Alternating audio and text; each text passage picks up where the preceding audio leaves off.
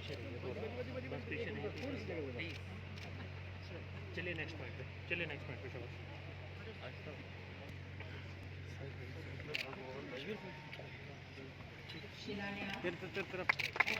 अनावरण आज के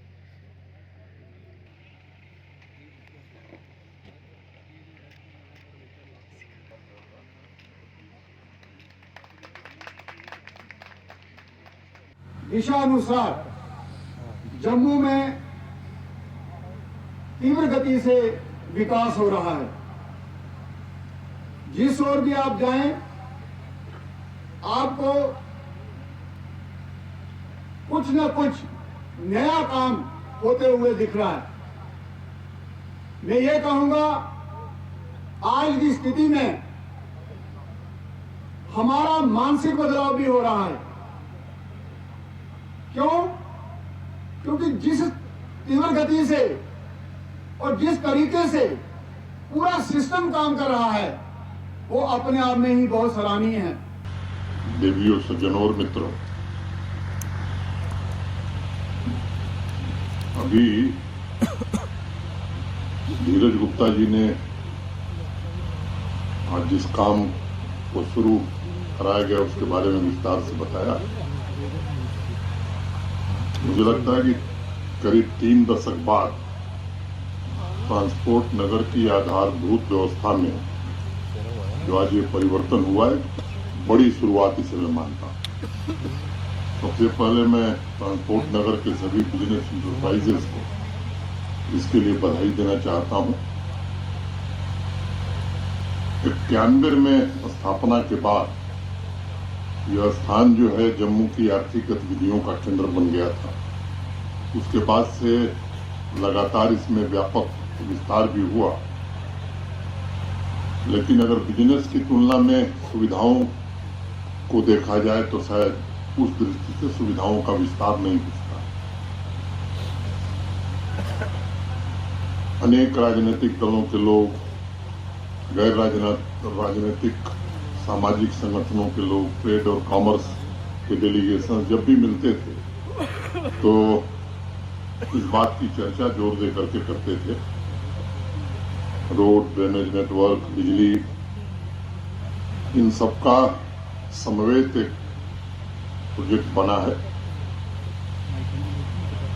बिजनेस से जुड़े लोगों ने एक बार मुझे बताया कि ट्रांसपोर्ट नगर के 25 साल पूरे होने पर इन लोगों ने खुला पत्र लिखा था 2015 में, और इसका जिक्र भी किया। मुझे लगता है सामान्य आदमी की अपेक्षाओं और प्रशासनिक मशीनरी की कार्यकुशलता से भी जुड़ा हुआ है। मुझे विश्वास है कि ट्रांसपोर्ट नगर के इंफ्रास्ट्रक्चर में आज जिस परिवर्तन की नींव रखी गई है वो कमर्शियल एक्टिविटीज को तीव्र करके पूरे जम्मू कश्मीर की आर्थिक गतिविधियों की वृद्धि में सहायता करेगा। पूरे देश में अगर आप देखें तो काफी चर्चा है, लगभग 2030 तक 65% से ज्यादा लोग, कई लोगों का आकलन है कि 70% लोग हमारे शहरों में बस जाएंगे और वही हमारी अर्थव्यवस्था का मुख्य रूप से ग्रोथ इंजन बनेगा। आर्थिक गतिविधियां दुगनी हो जाएंगी। कुछ लोगों ने सर्वेक्षण के आधार पर यह अनुमान किया है वर्तमान आकार से दुगनी हो जाएगी, और तब देश की आबादी के 10 में से 7 लोग शहर में रहेंगे, ऐसी एक परिकल्पना है। जम्मू कश्मीर के शहरों में भी बुनियादी ढांचे की कमी को दूर करने के लिए अनेक प्रयत्न किए जा रहे हैं। धीरज जी और उनकी टीम कर रही है। शहरी बुनियादी ढांचे, सेवाओं और संसाधनों के उपयोग में जो आवश्यक सुधार है उसे भी किया जा रहा है। क्षमता विस्तार की भी कोशिश की जा रही है। सामान्य नागरिक के जीवन में, जिसे ईज ऑफ लिविंग कहते हैं, ईज ऑफ डूइंग बिजनेस के साथ साथ ईज ऑफ लिविंग और ईज ऑफ मूवमेंट, ये तीनों एक साथ कैसे जमीन पर उतारा जा सकता है, इसकी एक समेकित योजना बना करके काम करने का प्रयास शुरू किया इन लोगों ने।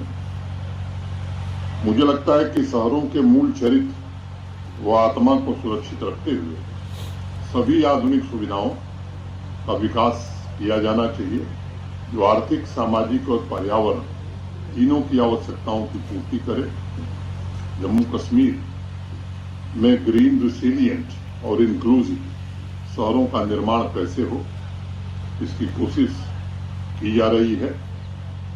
कुछ दिन पहले अखबारों में मैं पढ़ रहा था कि जम्मू के अनेक इलाकों के लोग खुले में कचरा फेंक रहे हैं। ये समाचार केवल अकेले मैंने नहीं पढ़ा, आप में से भी अनेक लोगों ने पढ़ा। अनेक माननीय पार्षदगण हैं, प्रबुद्ध नागरिक हैं, व्यवसाय के जुड़े हुए प्रतिनिधि हैं।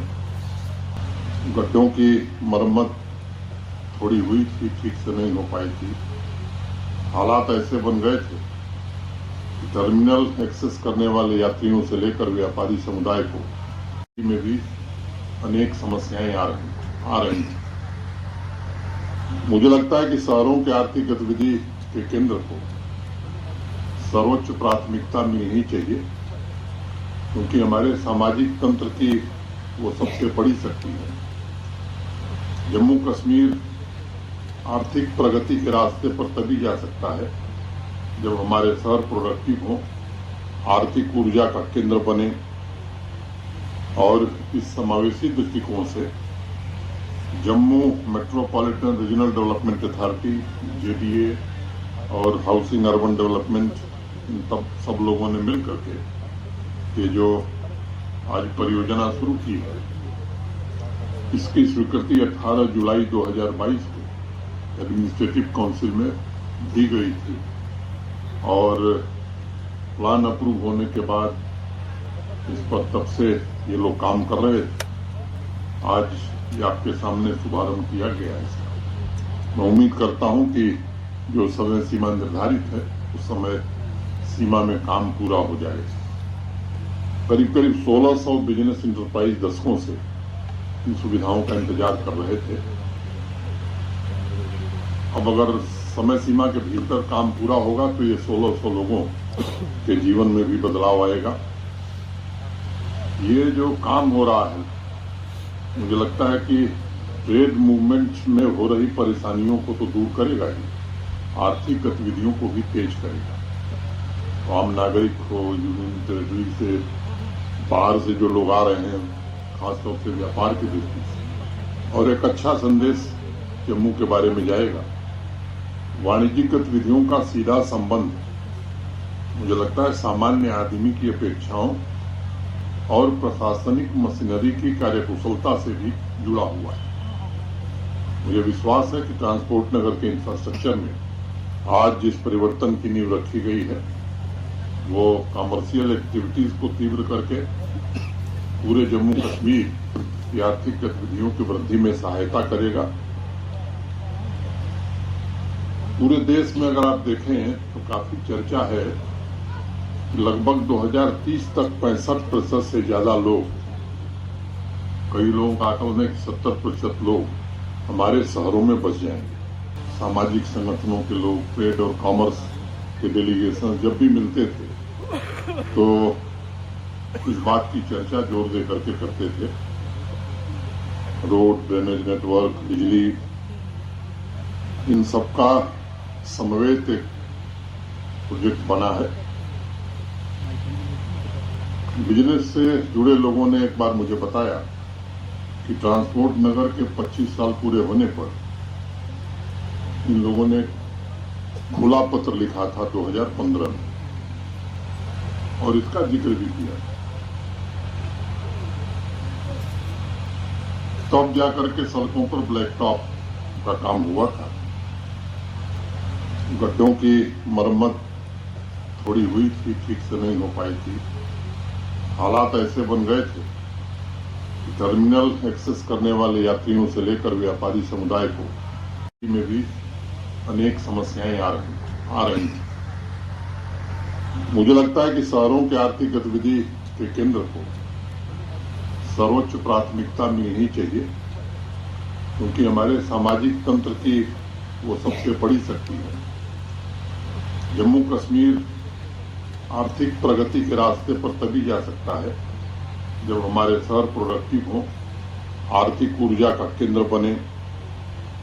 और इस समावेशी दृष्टिकोण से Jammu metropolitan regional development authority JDA और हाउसिंग अर्बन डेवलपमेंट, इन सब लोगों ने मिलकर के ये जो आज परियोजना शुरू की है, इसकी स्वीकृति 18 जुलाई 2022 को एडमिनिस्ट्रेटिव काउंसिल में दी गई थी और प्लान अप्रूव होने के बाद इस पर तब से ये लोग काम कर रहे थे। आज ये आपके सामने शुभारंभ किया गया है। मैं उम्मीद करता हूं कि जो समय सीमा निर्धारित है उस समय सीमा में काम पूरा हो जाएगा। करीब करीब 1600 बिजनेस इंटरप्राइज दशकों से इन सुविधाओं का इंतजार कर रहे थे। अब अगर समय सीमा के भीतर काम पूरा होगा तो ये 1600 लोगों के जीवन में भी बदलाव आएगा। ये जो काम हो रहा है, मुझे लगता है कि ट्रेड मूवमेंट में हो रही परेशानियों को तो दूर करेगा ही, आर्थिक गतिविधियों को भी तेज करेगा। आम नागरिक हो, यूनियन टेरिटरी से बाहर से जो लोग आ रहे हैं, खासतौर से व्यापार की दृष्टि से, और एक अच्छा संदेश जम्मू के बारे में जाएगा। मैं ग्रीन रिसिलिएंट और इंक्लूसिव शहरों का निर्माण कैसे हो, इसकी कोशिश की जा रही है। कुछ दिन पहले अखबारों में मैं पढ़ रहा था कि जम्मू के अनेक इलाकों के लोग खुले में कचरा फेंक रहे हैं। ये समाचार केवल अकेले मैंने नहीं पढ़ा, आप में से भी अनेक लोगों ने पढ़ा। अनेक माननीय पार्षदगण हैं, प्रबुद्ध नागरिक हैं, व्यवसाय के जुड़े हुए प्रतिनिधि हैं। ये भी अपील की जा रही है, कोशिश हो रही है मेयर साहब और नगर निगम के द्वारा डोर टू डोर कलेक्शन शुरू हो रहा है। बेहतर व्यवस्था बने, इसकी अनवरत कोशिश हो रही। अब वो जो डोर टू डोर कलेक्शन के लिए व्हीकल में कचरा डालने की आदत तो हमें डालनी पड़ेगी, तभी हम अच्छा जम्मू शहर बना सकते हैं। सामान्य तौर पर देखा जाए तो प्रत्येक घर से डोर टू डोर कलेक्शन का 100 रुपया चार्ज है। 100 रुपए, अब इससे न्यूनतम शुल्क क्या हो सकता है? अब इसके बिना मुझे लगता है कि व्यवस्थाएं नहीं चल पाएंगी। मैं दूसरे शहर से तुलना नहीं करना चाहता हूं, लेकिन अगर अनेक शहरों का मैं नाम लूं तो 15-16 साल पहले 100 रुपए रेट हुआ था, तो निश्चित रूप से हम इसे पूरा कर पाएंगे। देश के तमाम शहरों में एक बड़ा बदलाव है, लोग खुद आगे आ रहे हैं। मुझे लगता है कि शहर को सुंदर और संसाधन युक्त बनाने में जो भी आवश्यकता होगी, प्रशासन अपनी जिम्मेदारी का निर्वहन करेगा। 2021 के बाद रैंकिंग में काफी सुधार आया है और मुझे लगता है कि आज 2023 में अगर हम सब मिल करके ये तय करते हैं कि नहीं, अगली बार जब रैंकिंग जारी होगी तो जम्मू की रैंकिंग में बड़ी छलांग हम लगावें, तो मुझे लगता है ये भी हम कर सकते हैं।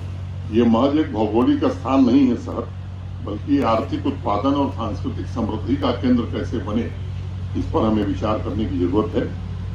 सभी नागरिकों को ये अवसर मिलता है, तमाम लोगों की आकांक्षाएं इससे जुड़ी हुई हैं। मैं फिर से धीरज गुप्ता जी, उनकी टीम को हृदय से बधाई देता हूं। आप सबको नव वर्ष की शुभकामनाएं देता हूं और उम्मीद करता हूं कि आने वाले दिनों में जम्मू अभी जैसा है इससे और बेहतर हम सब मिलकर के बनाएंगे। बहुत बहुत धन्यवाद, नमस्कार।